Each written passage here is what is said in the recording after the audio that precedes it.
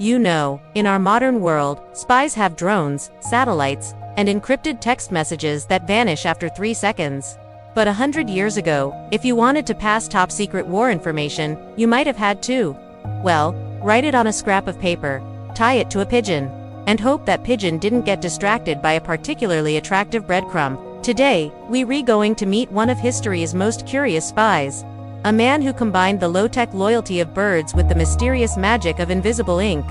It's a story of danger, deception, and frankly, some very confused postal pigeons. So, get comfortable, maybe pour yourself a cup of tea, and let us take a very slow flight through the life and adventures of the spy who used pigeons and invisible ink.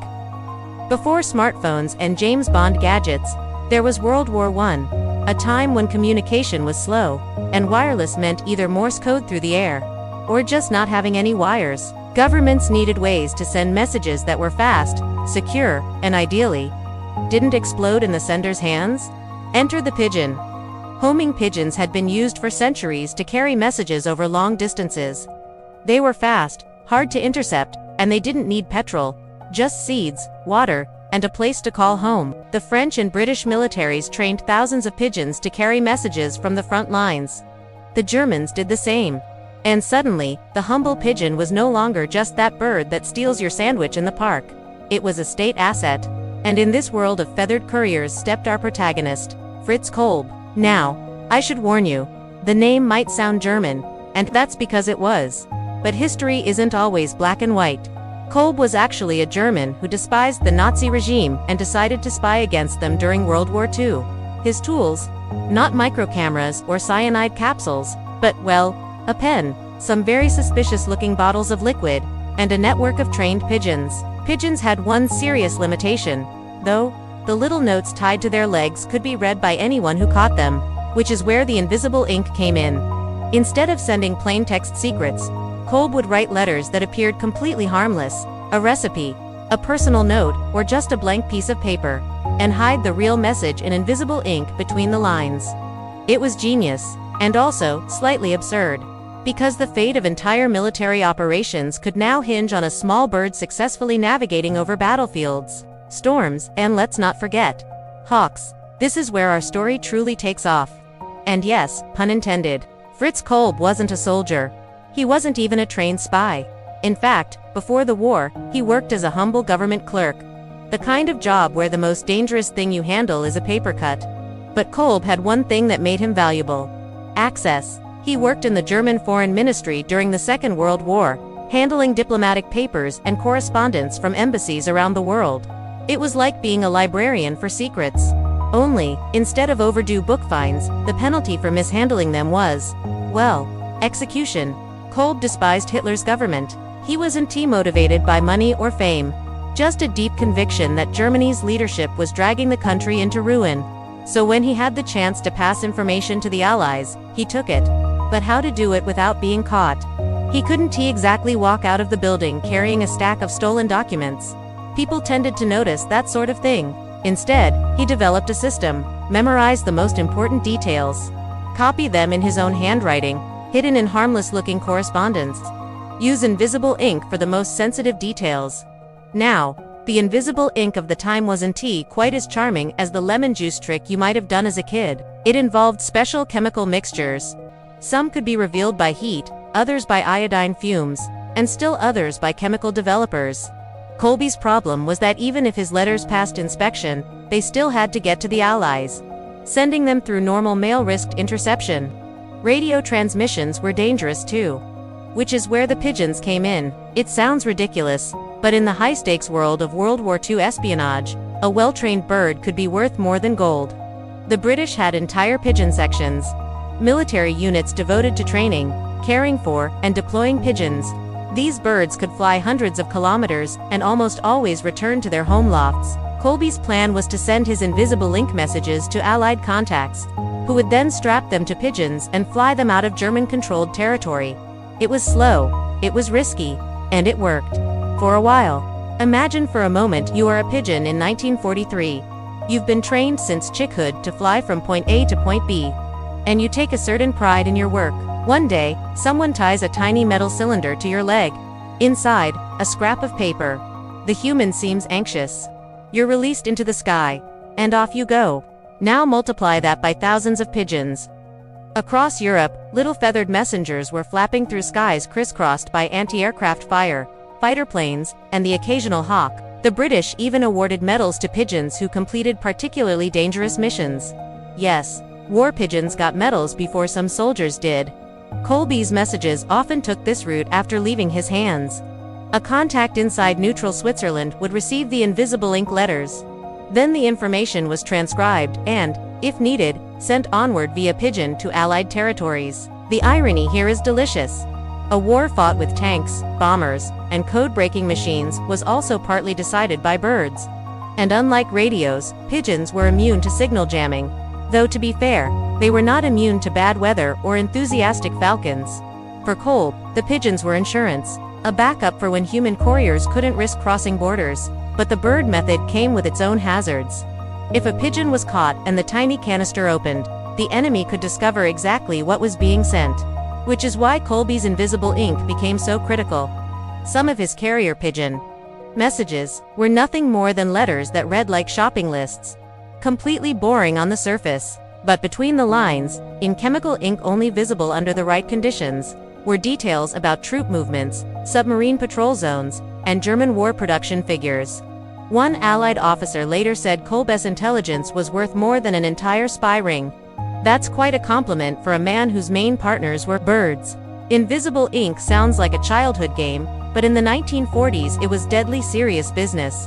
Kolbe's choice of ink varied depending on what was available.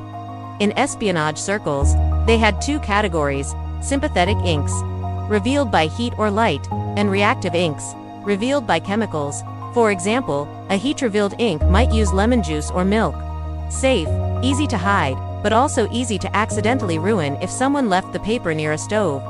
Reactive inks used more sophisticated chemicals like cobalt chloride or iron sulfate, which needed special developers to reveal. Kolbe had to be creative. He sometimes used inks that could be hidden inside fountain pens or disguised as harmless stationery supplies. Even the paper mattered. Too thick, and the message wouldn't develop clearly. Too thin, and it risked tearing in transit. To make his letters even less suspicious, Kolbe wrote them in a style so dull that no one in their right mind would want to read them closely. Think long-winded descriptions of weather, gardening tips, or local gossip about someone's missing cat. To a casual inspector, the papers were harmless. To the Allies, they were gold. There was a constant cat-and-mouse game. The German counterintelligence service knew invisible ink was being used. They had chemical detection units, random paper inspections, and even pigeon patrols, soldiers assigned to shoot down suspicious birds. Kolbe adapted. Sometimes his messages were split across multiple letters sent to different addresses. Other times, he'd combine visible and invisible writing so the real meaning only appeared when read together. And yes, this meant he had to trust that whoever received the letters knew exactly what to do with them. A single mistake, and the whole operation could be exposed. Of course, no spy story would be complete without moments where everything nearly falls apart. Kolbe had plenty. One close call came when a German security officer intercepted a suspicious pigeon over the Swiss border. Inside the leg canister was a blank piece of paper. The officer, thinking it was just some mistake, tossed it aside. Little did he know, it contained an entire page of intelligence written in invisible ink. Another time, a pigeon carrying an urgent update about a U-boat convoy was blown badly off course in a storm. The bird landed, exhausted, on the roof of a German customs building. Fortunately, no one checked its leg, and it flew off again the next morning, finally reaching its destination, days late. There were even darker moments. Some pigeons never made it. They were shot down, caught by hawks, or simply vanished. In one case, an entire batch of carrier pigeons was lost after a predator raid on their loft. For Kolbe, each lost bird meant lost time. And in wartime, time could mean lives. But perhaps the most tense incident came not from a bird, but from human suspicion. One of Kolbe's colleagues began to notice that he was unusually interested in certain diplomatic cables. The colleague casually asked why he was reading them so closely. Kolbe shrugged it off, saying he was just bored. It was a dangerous moment. Had the colleague reported him, the game would have been up. Kolbe's intelligence reached the Allies through the American OSS Office of Strategic Services and the British SIS. Both agencies quickly realized they'd stumbled upon a goldmine. Reports from Kolbe included maps of German defenses, details on troop redeployments, and, most importantly, information about the German WWII weapon program. This helped the Allies target factories and launch sites before they could cause greater damage. They even gave Kolbe a codename, George Wood, because nothing says totally not suspicious like a name you might see on a hardware store sign. The Allies were careful to protect him. They avoided acting too quickly on his intelligence, so the Germans wouldn't guess there was a leak. Sometimes his information would be cross-checked with other sources, like intercepted radio messages or reports from other agents. But still, in the hierarchy of espionage, Kolbe was unusual. A man working alone, without formal training, relying on basic chemistry and bird flight paths to outwit one of the most formidable security systems in the world. By late 1944, the war was shifting. The Allies had landed in France, German forces were retreating, and the intelligence Kolbe provided became even more critical in predicting counterattacks. However, this also made his work more dangerous. As Germany's situation worsened, the Gestapo intensified their hunt for traitors. Mail inspections became more thorough, and more pigeons were being intercepted or shot down. Kolbe began taking longer routes to deliver letters, sometimes walking miles at night to avoid patrols. The strain was immense. He was constantly balancing his desk job, where he had to appear loyal and unremarkable, with his secret life as a high-value spy. When Germany surrendered in May 1945, Kolbe was still alive, which was something of a miracle. He met with Allied officers in person for the first time, and they were stunned at the volume and accuracy of the intelligence he had sent. In total, he had passed more than 1,600 documents to the Allies. And he had done it without gadgets, guns, or dramatic rooftop chases. Just steady nerves, chemical ink, and an army of feathered couriers. You might think Kolbe would be celebrated in post-war Germany as a hero who had helped end the war sooner. He wasn't, in fact. For years, many Germans considered him a traitor, not to the Nazi regime, but to Germany itself.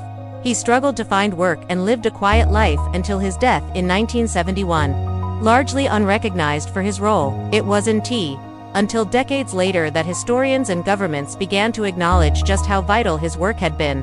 Today, he's seen as one of the most important Allied assets inside Nazi Germany. Kolbe's story is a reminder that espionage isn't always about tuxedos and martinis. Sometimes, it's about patience, odd tools, and trusting a bird not to get distracted mid-flight. Invisible ink may seem quaint now, but in its time, it was cutting-edge stealth technology. And pigeons, well, they proved that you don't always need machines to beat a machine-driven war. Sometimes, nature still wins. More importantly, Kolbe's courage came not from weapons, but from his refusal to stay silent in the face of evil.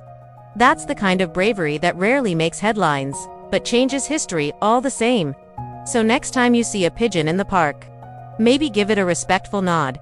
You never know what kind of top-secret message it might be carrying. If you enjoyed this slow flight through history, give this video a like, share it with a fellow history lover, and subscribe for more strange, fascinating tales from the past. And remember, the best stories aren't always in the history books. Sometimes they re-hiding in invisible ink.